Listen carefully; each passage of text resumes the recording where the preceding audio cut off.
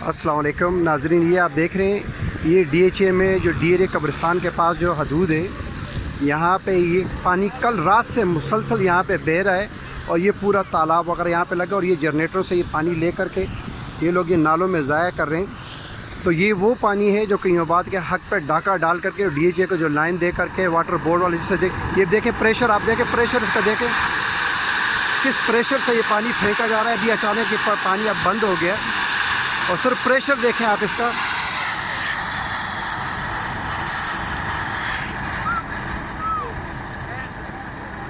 ये वो प्रेशर है जो DHO के लिए खिदमत में पेश किया जा रहा है और कईयोबाद वालों का पानी बंद किया है। लिहाजा कईयोबाद वालों से गुजारिश है कि वो अपने हक़ के लिए रोडों पे निकले।